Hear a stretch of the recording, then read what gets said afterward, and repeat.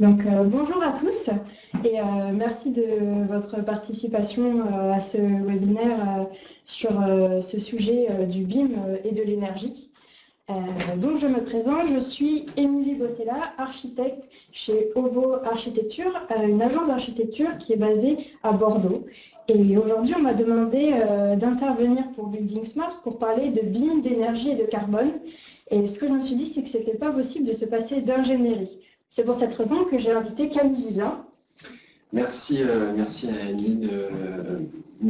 Émilie Bottella de nous avoir invité à cette présentation. Moi, je suis Camille Vivien, référent BIM au sein du bureau d'études Vivien, un bureau d'études fluide, thermique et environnement. Écoutez, c'est parti. On va vous dérouler tout ça. On va commencer par aborder dans un premier temps les enjeux énergie-climat. Je t'en prie, Émilie.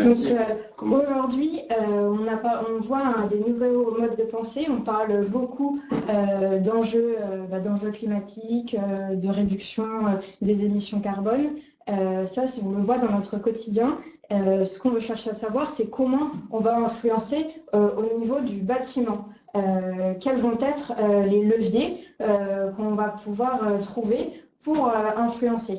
Donc ça, c'est une évolution des modes de pensée, mais les réglementations s'y mettent aussi. On va bientôt avoir la réglementation environnementale 2020 qui impose une nouveauté comparée à la RT 2012 où on calculait l'énergie consommée du bâtiment. Cette fois-ci, on nous demande un nouveau critère, ça va être l'impact carbone.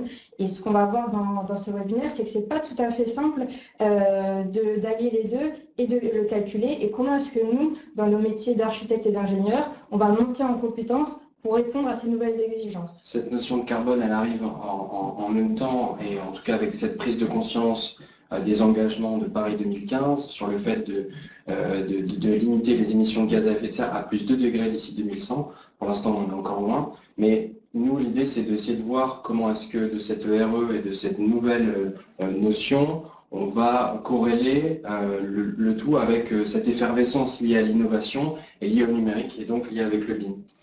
Donc passons maintenant on va débriefer concrètement sur la méthodologie de simulation environnementale pour évaluer l'émission de gaz à effet de serre sur les bâtiments qu'on va construire. Donc on va utiliser un process qui est utilisé depuis très longtemps dans l'industrie, c'est l'ACV. Donc l'ACV concrètement, comment ça se projette. On va du berceau à la tombe, de l'extraction des matières premières à la production, au transport de ces équipements, de ces matériaux jusqu'au chantier.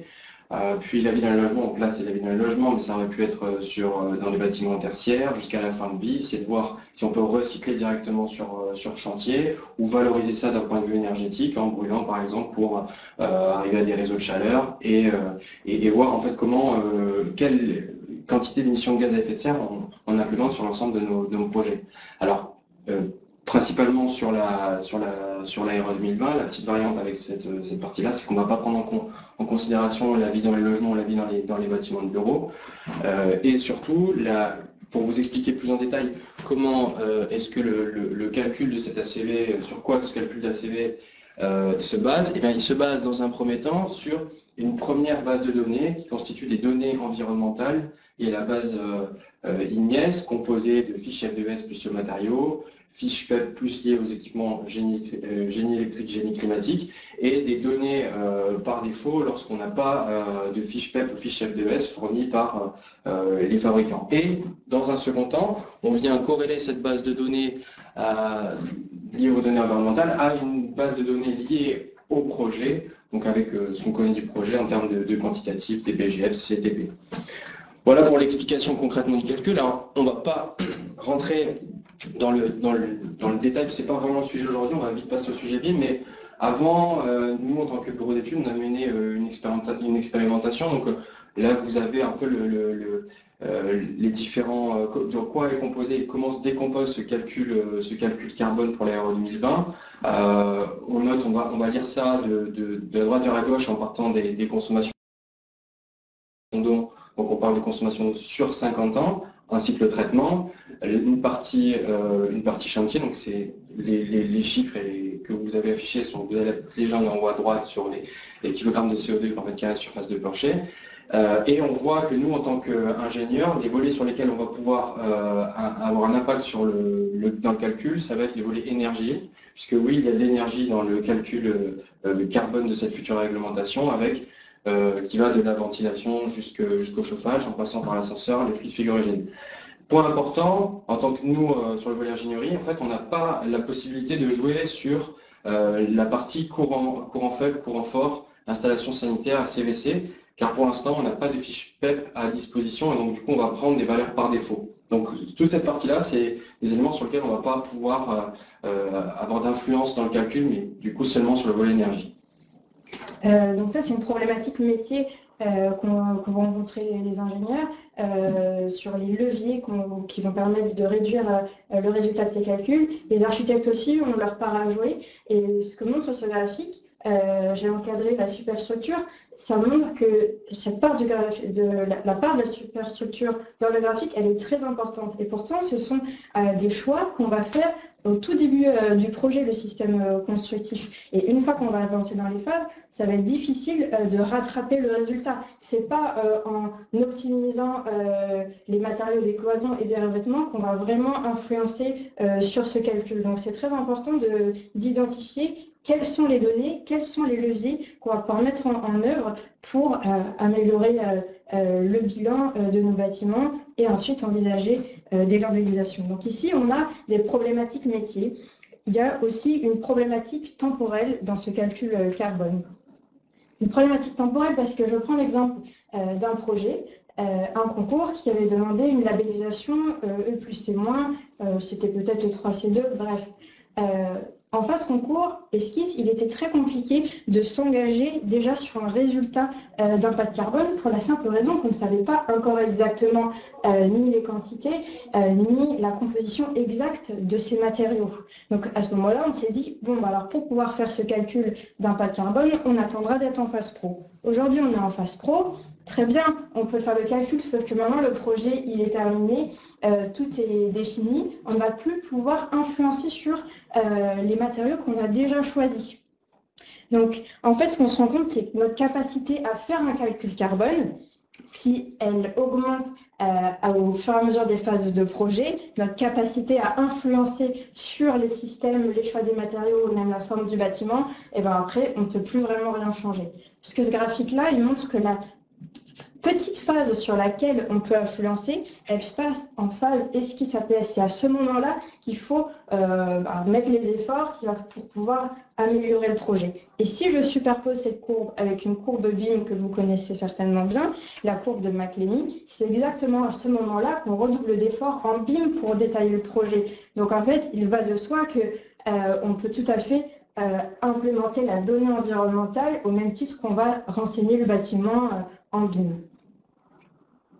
Donc cette problématique de temporalité, elle est aussi importante parce que moi je me demande comment est-ce que je vais faire pour pouvoir faire mon calcul dès le départ. Ce qu'il faut savoir, c'est que quand je fais un projet, je peux commencer mon projet, mon esquisse. Si j'ai besoin des informations de l'ingénieur, c'est parce que je n'ai pas forcément les connaissances sur mes systèmes énergétiques. Est-ce que je vais avoir une double flux, une simple flux? En ça, pour moi, les outils à disposition aujourd'hui m'imposent d'avoir déjà ces connaissances. Donc, pour pouvoir faire des tests et des variantes, j'ai besoin de l'information de mon ingénieur.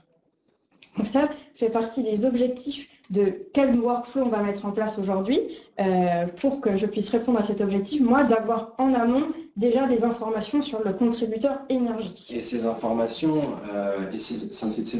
l'architecte les veut rapidement pour pouvoir définir une orientation. Et donc, du coup, nous, il faut qu'on arrive à diminuer le temps de saisie ou de remodélisation qu'on passe. C'est du temps qui finalement n'est pas destiné à pousser vers la réflexion, vers les orientations du projet.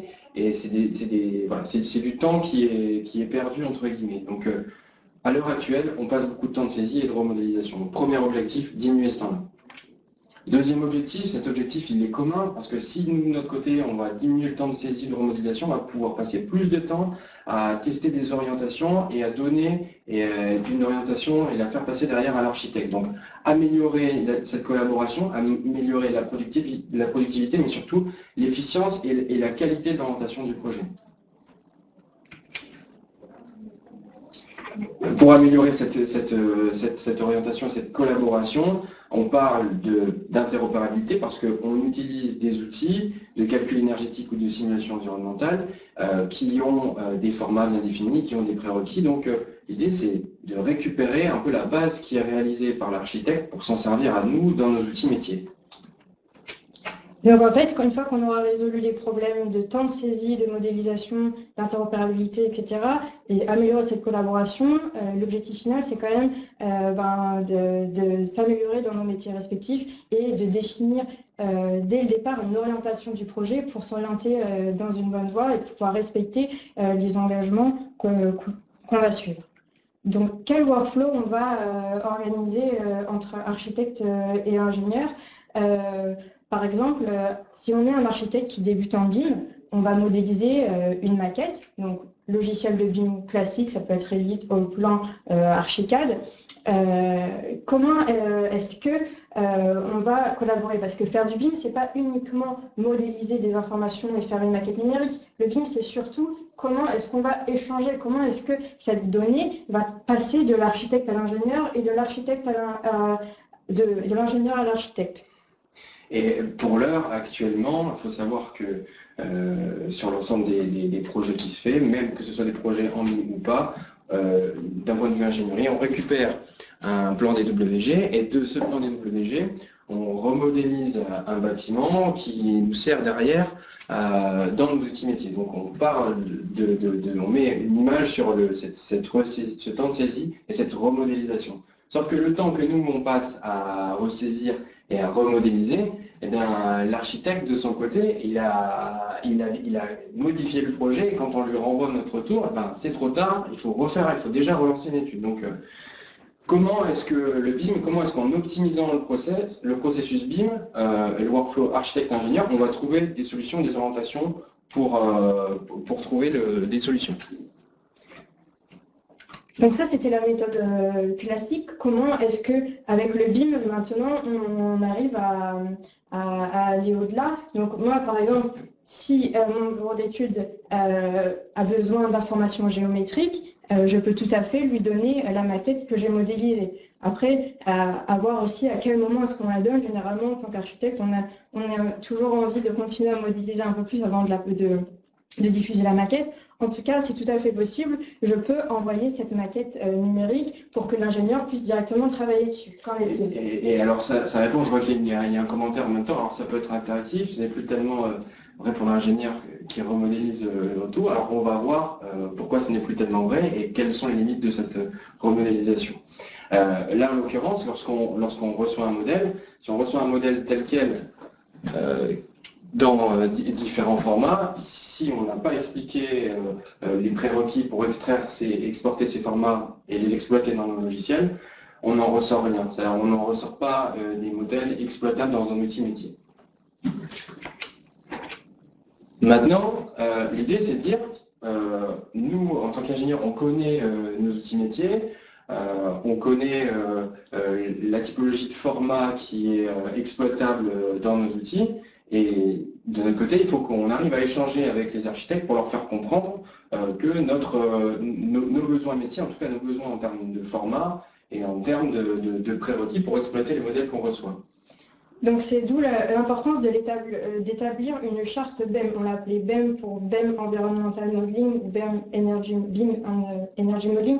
Mais l'idée c'est de dire que même si dans notre workflow on va établir une charte BIM de modélisation, en tout cas si on veut arriver à des résultats énergétiques et carbone, il y a une étape de plus. Il y a des prérequis supplémentaires. Ça peut être la modélisation, les murs rideaux, les pièces, la composition des murs. Mais en tout cas, il va y avoir une exigence qui est importante de mettre en place. Donc très bien, nous avons établi une charte, je remodélise ma maquette. Cette fois-ci, je recommence cette maquette en respectant tous les termes. Je exporte dans le format demandé et j'envoie cette maquette à l'ingénieur. Est-ce que ça lui convient cette fois-ci? Alors on remarque que la ligne s'est affinée dans le sens où il y a un pas et la frontière qui s'est affinée entre architecte et ingénieur grâce à cette charte et cet échange qui s'est passé en amont sur l'aspect collaboratif.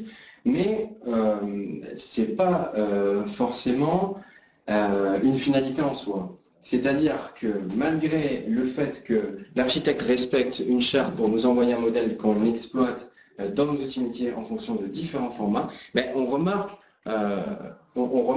que derrière en découlent d'autres problématiques et que c'est pas aussi simple que ça en a l'air sur le papier. Donc, l'importance d'établir plusieurs chartes. En fait, on ne peut pas avoir une seule charte unanime. En fait, il est très important de connaître les outils des partenaires avec lesquels on travaille et de connaître les prérequis de ces outils selon qu'on va utiliser. Bon, là, on a mis l'exemple de Archivizard Pléiade, mais selon les outils, il va falloir modifier d'une certaine manière. Donc, en fait, c'est important d'expérimenter, de tester et de vraiment connaître nos besoins métiers respectifs. Donc on va rentrer maintenant dans la phase expérimentale, c'est-à-dire que c'est des choses qu'on a testées sur un projet expérimental. Donc on va vous expliquer un peu ce qu'il en est ressorti de ces expérimentations-là.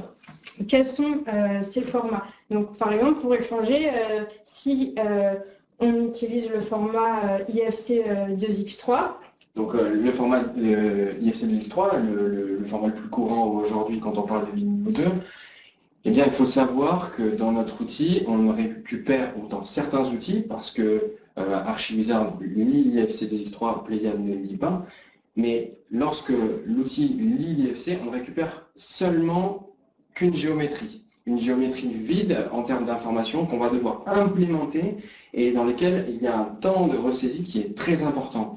Autant que si on utilisait un autre outil en tant qu'énergéticien, tel que Pléiade, où on allait remodéliser le modèle. Donc, le format 2X3 n'est pas un format qui solutionne et qui va dans ce sens-là. Donc, maintenant qu'on a parlé de l'IFC 2X3, on va désormais parler du format GBXML. Le format GBXML qui a été du coup développé pour justement trouver des solutions et préparer des modèles à l'exploitation de modèles dédiés à l'énergie et à l'environnement.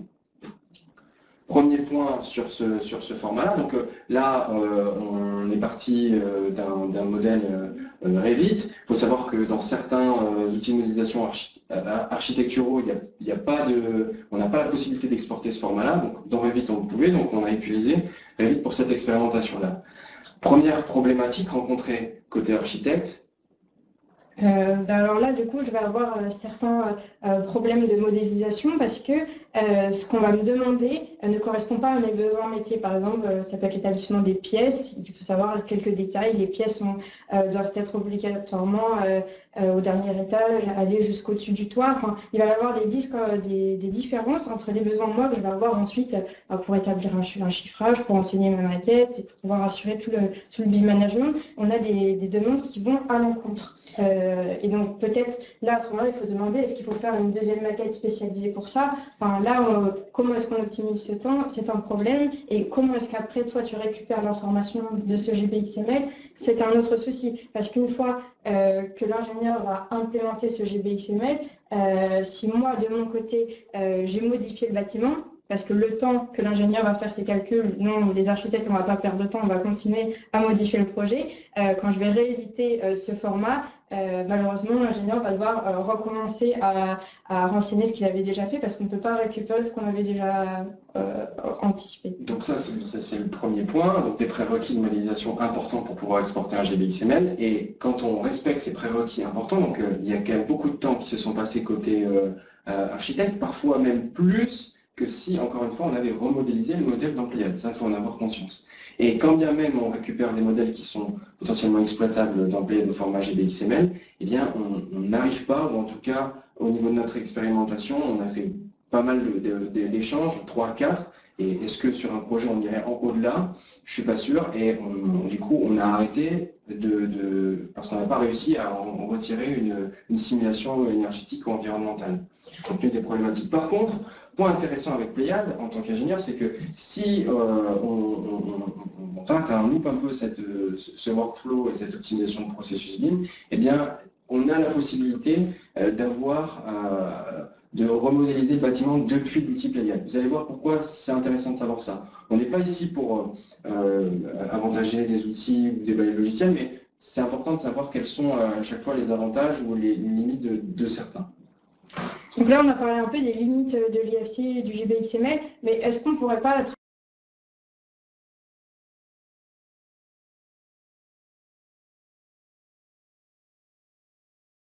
travailler directement sur la maquette en natif?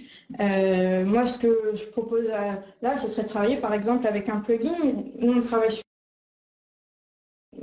sur Elite, on peut avoir directement ArchiWizard, je peux travailler sur ma maquette, faire mes modifications, et ce qui serait intéressant, c'est d'avoir l'ingénieur qui ait des informations en temps réel. Moi, je fais une modification sur une configuration, il me fait un retour directement si c'est pertinent ou pas. Qu'est-ce que tu en dis? Totalement, alors ça peut être une idée qui est très bonne sur le papier, mais au final, quand on teste l'expérimentation, eh bien, on rencontre plusieurs problématiques.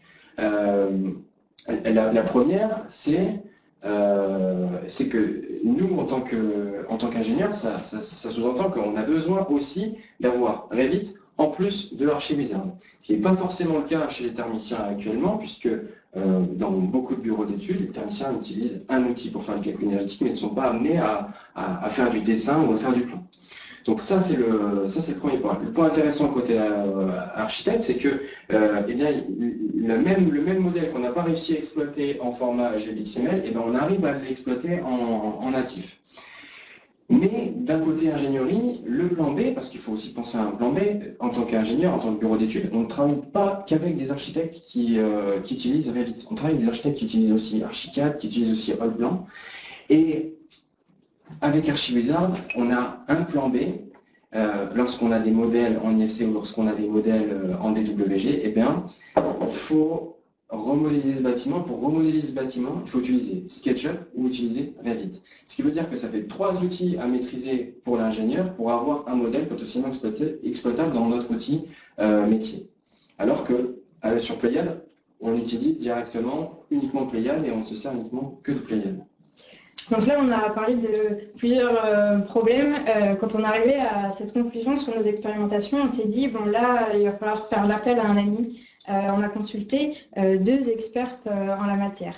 Donc Elisa Roland, qui est référente analyse de cycle de vie au CSTB, le conseil qu'elle va nous donner, en tout cas, c'est d'attendre l'évolution avec l'IFC4, parce qu'en fait, cette donnée environnementale dans l'IFC4, on pourra l'implémenter directement. Ce sera dans l'ADN de l'objet, et on pourra même faire des configurations d'objets, des macro-composants, ça s'appelle, c'est-à-dire qu'aujourd'hui, quand on a une cloison et qu'on associe une donnée environnementale, il faut préciser la plaque de plâtre, il faut préciser l'isolant, le cadre, mais là, avec l'IFC4, on pourra directement dire ce type de cloison, il fait référence à un groupement de fiches et avec un calcul des quantités en rapport. Donc cet IFC4, il est aussi confirmé par Cécile Jolas. Cécile Jolas, qui est du coup spécialiste énergéticienne et dans le numérique du bâtiment au sein de la plateforme Tipeee à La Rochelle, qui rejoint un peu l'opinion d'Elisa Roland dans le sens où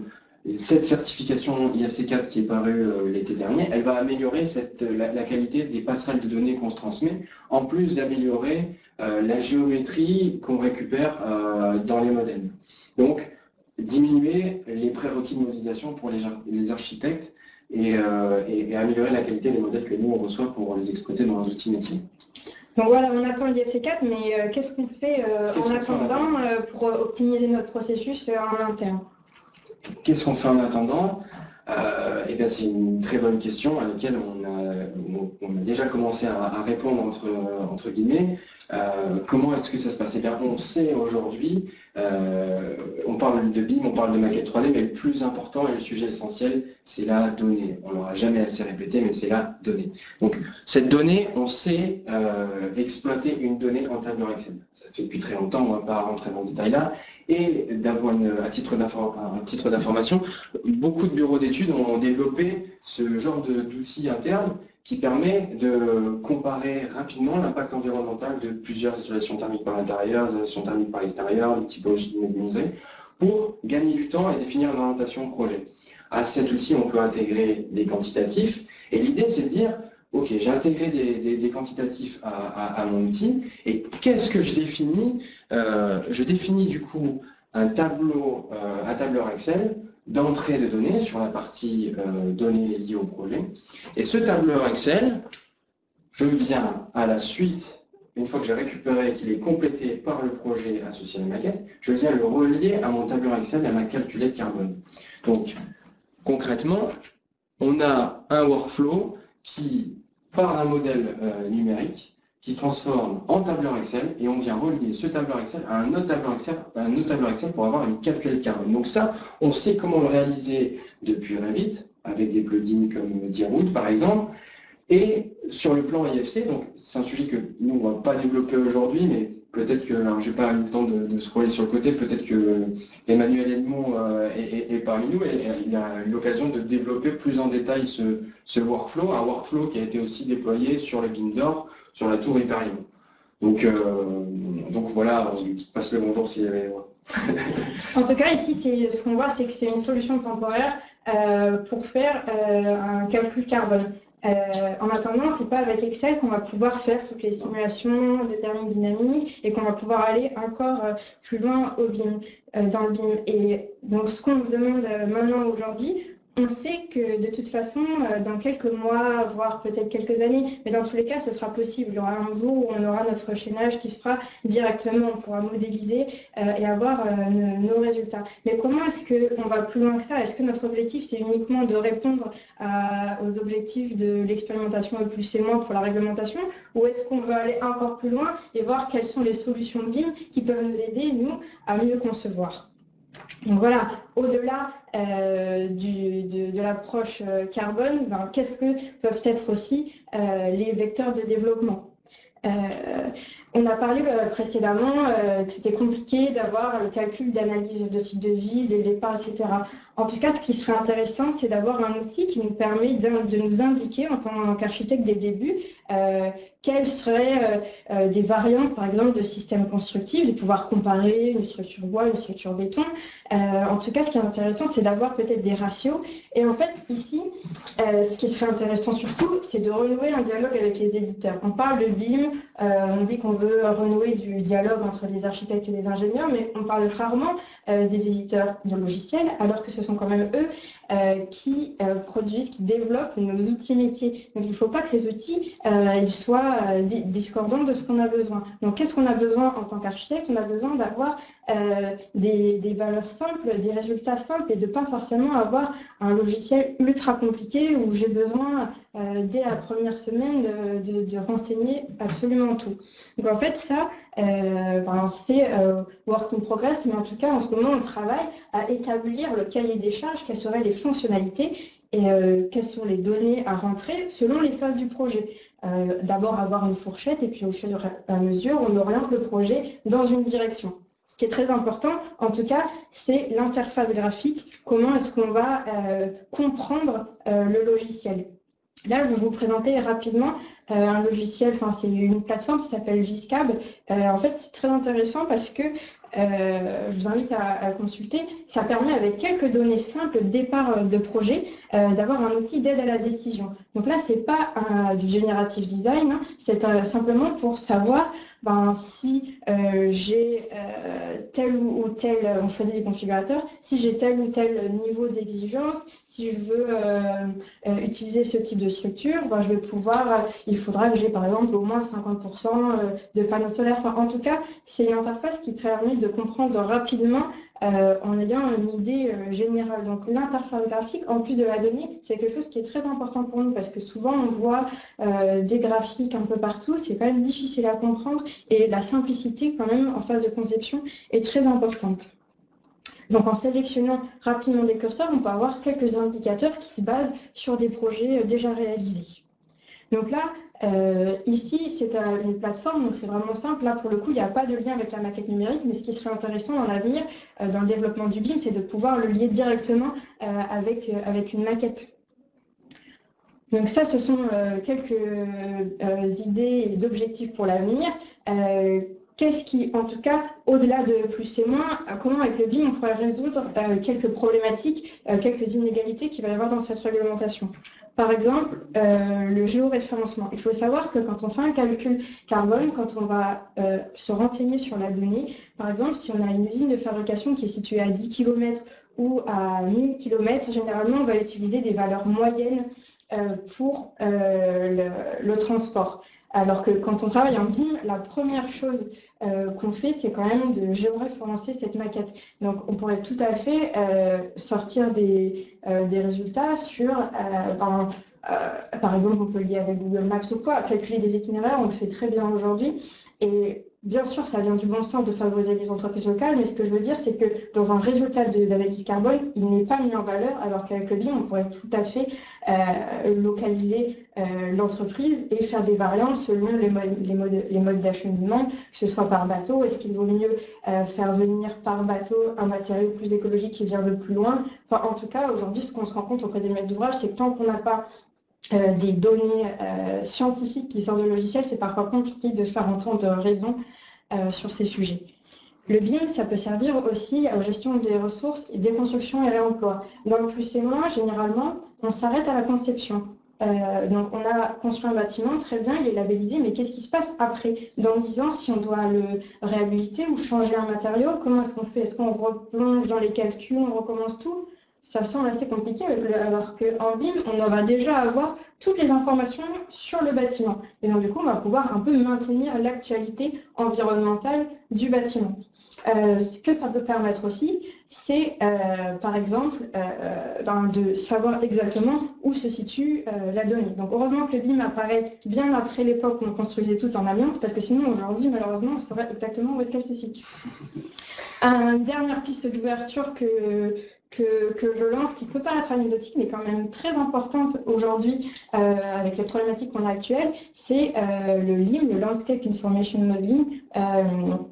On veut avoir de l'information sur les objets de construction, pourquoi pas également sur tous les objets enfin là en l'occurrence c'est les essences d'arbres, parce que ce qu'on se rend compte c'est que les informations sur la végétation, elles sont un peu réservées aux paysagistes, alors que tous les maîtres d'œuvre pourraient avoir un répertoire pour pouvoir définir rapidement quelques indications sur quels sont les arbres les plus adaptés à ce climat, par rapport à ce type de sol, avoir des informations et pour pouvoir composer nos îlots paysagers, les plantations les plus adaptées au projet et les espèces résistantes. Ça peut permettre aussi, après, de faciliter les analyses d'îlots de chaleur, par exemple, parce qu'on sait aujourd'hui qu'une des problématiques qu'on a, ça va être les canicules en été, comment est-ce qu'on va rafraîchir la ville. Et là, bien sûr, encore une fois, ça peut paraître anecdotique, mais ça permet d'optimiser au mieux nos villes et d'utiliser en tout cas les données à disposition et d'en tirer les meilleurs résultats. Pour conclure et rebondir sur ce que vient d'aborder Émilie, l'idée c'est de dire, donc le BIM, globalement d'un point de vue national, on est toujours en phase d'apprentissage, on évolue, on sent qu'on évolue dans le bon sens. D'un point de vue RE 2020, on est toujours en phase d'expérimentation, elle devrait paraître pour avril prochain. Et l'idée, c'était de dire, voilà, on va essayer de pousser la chose, d'anticiper plutôt que d'attendre. Et même si parfois on peut se dire, oui, ils sont partis quand même un peu loin, les RE 2020, on n'y est pas encore, le BIM, on n'est pas suffisamment prêt. Il faut quand même peut-être se dire que préparer un modèle à des simulations environnementales énergétiques, c'est peut-être l'usage BIM de demain, un usage qui nous permettra de subvenir aux engagements environnementaux et écologiques sur lesquels la France, l'Europe s'est engagée. Voilà, donc on nous a parlé de problématiques vraiment spécifiques, d'ouverture pour la suite. Voilà, est-ce que c'est avec le BIM qui va permettre en tout cas d'accélérer l'engouement qu'on retrouve aujourd'hui autant dans notre société que dans le secteur ici du bâtiment pour aller vers de nouvelles solutions et est-ce que c'est ça l'usage de demain, utiliser la maquette à des fins environnementales. Donc, merci à tous. On voit qu'il y a eu quelques questions qui se sont qui se sont mises au fur et à mesure. Donc, on va juste lancer la slide à vos questions. Et après, on va lire vos questions. Donc, alors, si on balaye... Hop, tiens, il y avait une première question, donc c'est pour cela qu'on met en place une convention. Pour rebondir sur cette remarque, oui, vous avez tout à fait raison, mais dans cette convention, le BIM manager n'a pas forcément, ne connaît pas forcément tous les outils qui sont utilisés par les thermiciens ou par les architectes, ne connaît pas forcément le sujet. C'est aux thermiciens, aux ingénieurs d'être moteurs et de transmettre une charte au BIM manager que lui va intégrer dans sa convention. Mais il faut aussi connaître le niveau de coordination entre guillemets qui va être imputé au projet lorsque on va transmettre cette charte BIM et lorsque le BIM manager va intégrer la convention. Parce que lorsqu'il l'intégrera, eh bien, les architectes et les ingénieurs devront faire le boulot pour subvenir à cette convention. Donc voilà pour cette remarque. Y a-t-il un groupe de travail sur le sujet au sein de Media Construct? Alors nous, on a été invités par Building Smart pour faire cette présentation. On va se renseigner et de toute façon, nous, on continue ces recherches. L'idée aussi de faire ce webinaire, c'est de rencontrer les autres personnes qui sont intéressées par ce sujet et qui ont envie d'être moteurs sur la recherche et le développement du BIM sur le sujet environnemental. Pour rebondir sur la question, tout ne peut pas être modélisé en BIM en phase amont. Avez-vous identifié des éléments et des propriétés à modéliser prioritairement? Oui, ça reprend le camembert qu'on a vu au début et il faut du coup avoir au moins ces éléments, donc superstructure, revêtement, etc., pour pouvoir en découler une première orientation, en tout cas un premier calcul.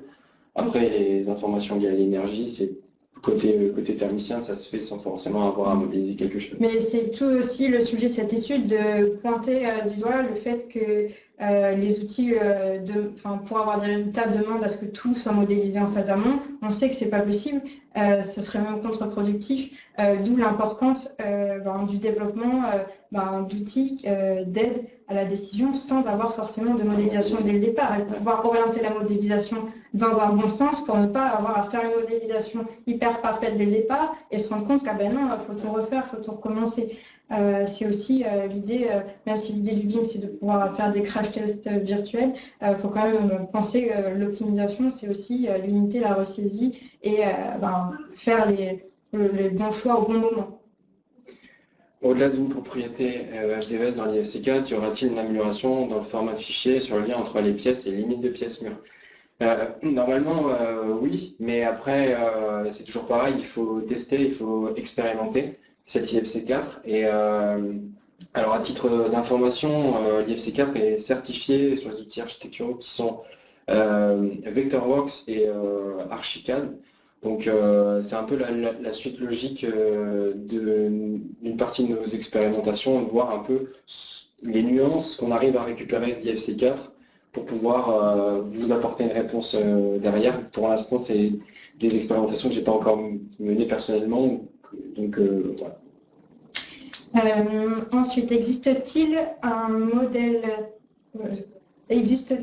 type en ligne pour simuler les variantes de construction sur des projets type logement bureau afin d'apporter une aide très en amont? Phase concours, donc ça c'est la petite plateforme que je vous ai parlé. Donc ici, bien sûr, nous on est à titre bénévole, on n'est pas là pour promouvoir un logiciel en particulier ou une plateforme. Moi, ce que j'ai présenté rapidement, c'était VizCab. Qui est en train de se développer, qui, je pense, va connaître du succès. En tout cas, ça permet avec juste quelques informations dès le départ. Donc, on va dire si c'est logement, bureau, la localisation, superficie, nombre d'étages, et ça apporte déjà des indications. Comparer un résultat, il compare avec d'autres projets déjà réalisés.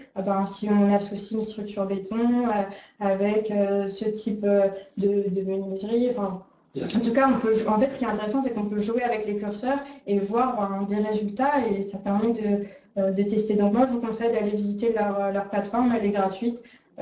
Voilà. Bien sûr que c'est intéressant. Sur le volet ingénierie, après, il faut intégrer ces éléments et voir un peu ce que cette simulation donne dans les faits, dans le calcul, mais c'est quand même un outil intéressant côté archi pour avoir une orientation à proposer à l'ingénieur qui, derrière, lui, va calculer peut-être plus en détail et qui va avoir un regard aussi d'humain sur les solutions qui sont proposées, parce qu'il faut quand même rappeler qu'on fait du BIM, mais on fait du BIM pourquoi? Pour avoir des bâtiments qui sont destinés à des usagers. Donc, voilà, il faut avoir cette conscience-là, et Viscad est un outil très intéressant, mais qui ne remplace pas le travail des ingénieurs.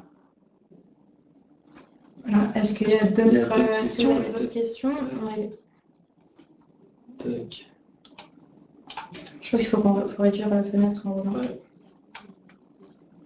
Ah, c'est là.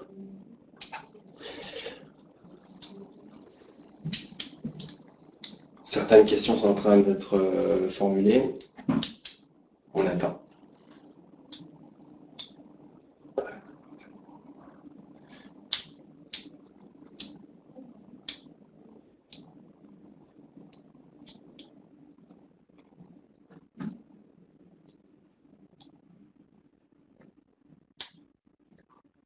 En tout cas, n'hésitez pas à faire des retours sur des solutions que vous avez pu identifier dans votre pratique du métier. Vos idées, en tout cas, elles sont toutes les bienvenues. L'idée ici, c'est aussi de pouvoir partager nos retours d'expérience et de trouver des solutions aux problématiques de nos confrères aussi.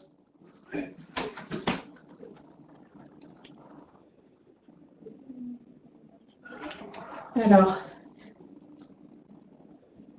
l'intégration de bases de données type Ignace dans les logiciels BIM sont-elles envisagées? c'est déjà le cas. C'est déjà le cas. J'ai dit la question, pardon. L'intégration de bases de données type Ignace dans les logiciels BIM est-elle envisagée? Oui, c'est déjà le cas dans plusieurs outils métiers. Pléiade, Elodie, Archivisard aussi. Donc oui, c'est déjà le cas. Maintenant, après, pour réaliser les outils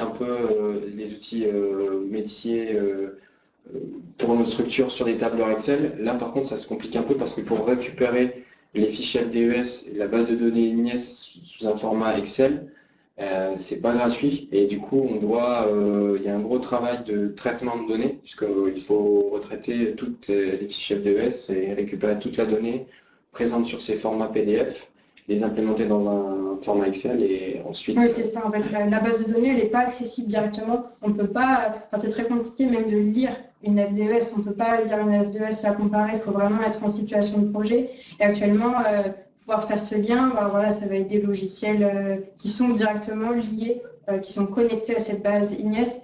Par conséquent, coûte assez cher. Donc, avant de se lancer dans l'achat d'un logiciel, bien identifier est-ce que ça correspond à nos besoins, est-ce qu'on va pouvoir travailler en collaboratif, est-ce que voilà, c'est adapté aux pratiques métiers. En tout cas, bien sûr, la base de données, qu'elle soit liée dans les logiciels, c'est l'objectif. Et l'objectif, même par la suite, ça sera qu'il y ait une reconnaissance automatique. C'est-à-dire qu'on a modélisé une maquette BIM sur Revit, sur Archicad. On a renseigné cette maquette sur les matériaux. Ce qu'il faut, c'est que quand on passe sur le logiciel, la reconnaissance de la fiche Ignace se fasse automatiquement. Parce qu'aujourd'hui, le bureau d'études, généralement, qui réalise le bilan carbone, il va passer une semaine à donner un résultat. Mais il ne passe pas une semaine à réfléchir au meilleur système pour pouvoir optimiser. Non, il passe une semaine à associer une fiche FDES à un matériau. Non, l'objectif du BIM, c'est qu'on mette une maquette et puis qu'ils reconnaissent automatiquement de quel matériau on parle. Et qu'on travaille sur des nuances et des solutions à envisager sur le projet. S'il y a une suite par un Building Smart, vous pourrez notifier les participants de ce webinaire. C'est très gentil, très flatteur, et du coup on va poser la question à Building Smart en suivant, et au modérateur. Modérateur de Webikio, et puis si on peut, on le fera avec grand plaisir. Oui. Est-ce que vous avez d'autres questions? On voit que vous êtes toujours 26 en ligne. On va attendre un petit peu si vous avez des questions. Prenez votre temps. Ah, une question. Ah. Merci à vous en tout cas. Merci d'avoir de vous avoir à notre écoute. C'est flatteur pour notre travail et ça nous donne envie de continuer, c'est sûr. Ouais. Le but, c'est toujours, voilà, c'est le BIM, c'est aussi partager, c'est échanger. On a parlé de Emmanuel Dumont dans notre présentation. Il y a d'autres personnes, de Cécile Jolas, de Elisa Roland. Donc voilà, le BIM, voilà, on n'est pas tout seul. On n'est pas tout seul. Il faut partager, il faut échanger, et c'est ça qui fera avancer, évoluer les mentalités, et qu'on arrivera à des usages BIM d'avenir liés à l'environnement, l'écologie et l'énergie. Si je peux rajouter un point sur la RE 2020, en ce moment, au niveau actualité, c'est compliqué. La RE 2020, c'est remis en question. On a beaucoup d'acteurs du bâtiment qui sont contre. Faut pas voir la RE 2020 comme... faut pas la subir, en fait. Et c'est pour ça aussi que nous, on a fait toutes ces recherches. C'est comment est-ce qu'on va anticiper et comment est-ce qu'on va aller encore plus loin pour pas subir et se retrouver avec des problématiques budgétaires, des problématiques sur les projets ou même des projets favorisés par rapport à d'autres sur certains résultats. Une fois, j'ai eu un commentaire très intéressant qui présentait la RE 2020 plus comme une voiture balai qui va forcer les derniers qui se seront pas mis. Dans tous les cas, aujourd'hui, avoir une réflexion environnementale sur nos projets, c'est essentiel parce qu'on est quand même concepteur, on construit pour plusieurs années.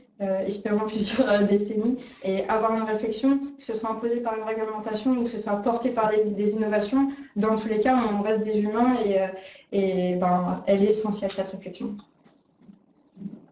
Merci à tous. Merci beaucoup.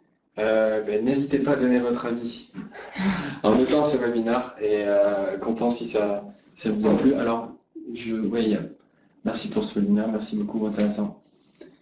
C'est gentil, merci à vous.